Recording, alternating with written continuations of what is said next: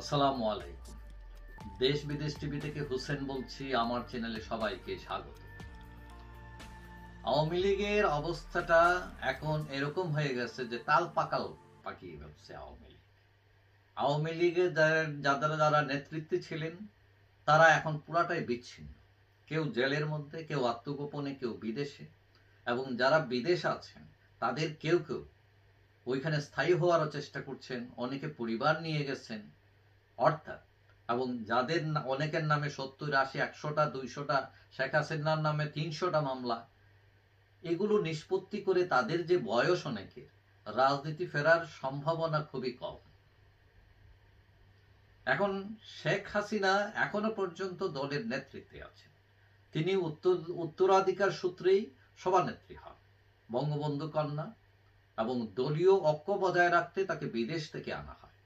4 যুগের উপরে তিনি দল পরিচালনা করেছেন এবং দল পরিচালনায় অনেক মুনশিয়ানাও দেখিয়েছেন এবং দলকে ক্ষমতায় এনেছেন। 1996 সালে তিনি প্রধানমন্ত্রীও হন।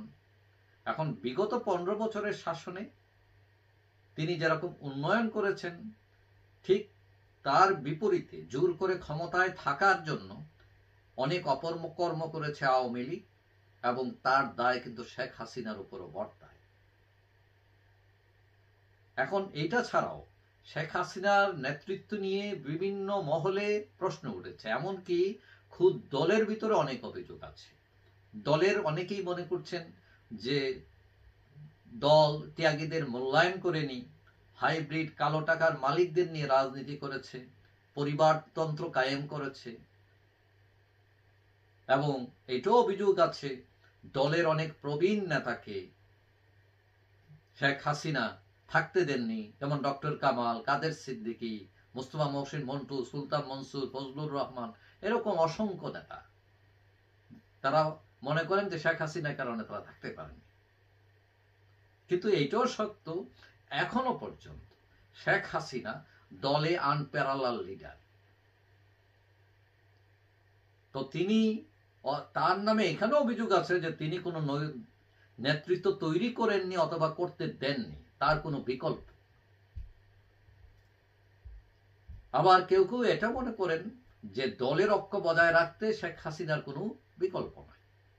এখন প্রশ্ন হচ্ছে, শেখ হাসিনার বয়স এখন 78 বছর। আওয়ামী লীগের মতো বিশাল একটি দলকে নেতৃত্ব দিতে শারীরিক সক্ষমতা থাকা দরকার, মানসিক সক্ষমতা থাকা দরকার।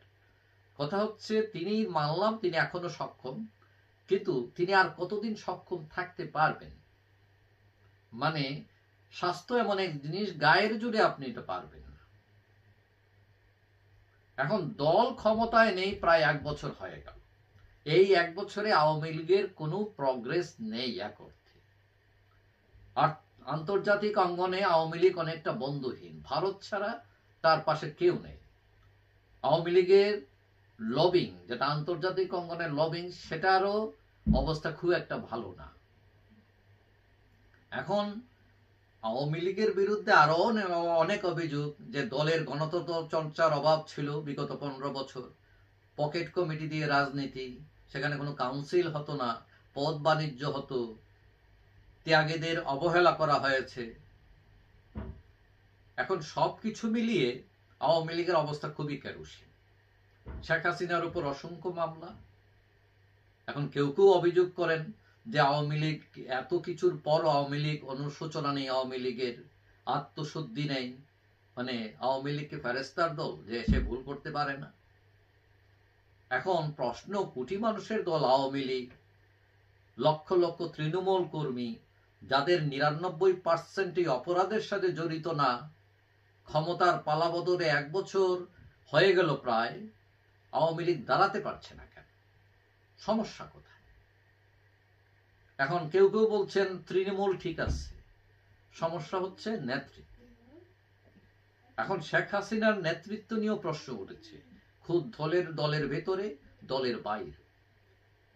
প্রাক্তন আওয়ামী লীগার, যিনি শেখ হাসিনার পরিবারের সাথে সম্পৃক্ত, কাদের সিদ্দিকী, তিনিও বলছেন যে আওয়ামী লীগের এই করুণ অবস্থার জন্য শেখ হাসিনা নিজেই 90% দায়ী। কেউ কেউ শেখ পরিবারকেও দোষারোপ করেছেন যে এদের জন্য এই অবস্থা। তবে শেখ হাসিনার অনুগত নেতাকর্মীদেরও কিন্তু অভাব নাই দলে। এখন শেখ হাসিনার নেতৃত্ব ঠিক আছে কিনা, নাকি এই মুহূর্তে অন্য কোনো নেতৃত্ব দরকার, সেটার উপর একটা জরিপ হয়ে থাকে আজকে। এখন আওয়ামী লীগ সভাপতি পদে শেখ হাসিনা এখনো আছেন, এখন তিনিই থাকবেন নাকি অন্য কেউ নিলে আওয়ামী লীগের জন্য ভালো হবে বলে আপনি মনে করেন, তার একটা জরিপ আমরা করি আজকে। আপনি চাইলে অংশ নিতে পারেন। তো আমি 7টা অপশন দিচ্ছি, আপনি যে কোনো একটা অপশন বেছে নিতে পারেন। 1 নাম্বার হচ্ছে আপনার নেতৃত্বের সভাপতি পদে আপনি কাকে চান। 1 নাম্বার হলো শেখ হাসিনাকে চান, নাকি 2 হলো প্রেসিডেন্ট, প্রাক্তন প্রেসিডেন্ট আব্দুল হামিদ, 3 ডক্টর কামাল হোসেন, 4 কাদের সিদ্দিকী, 5 সাবের হোসেন চৌধুরী, 6 শিরিন শারমিন প্রাক্তন স্পিকার, এবং 7 অন্য কেউ। আপনি যে কোনো নাম প্রস্তাব করতে পারবেন যদি মনে করেন, এবং 3 সপ্তাহের মধ্যে আপনাদের এই জরিপের রেজাল্ট দেব।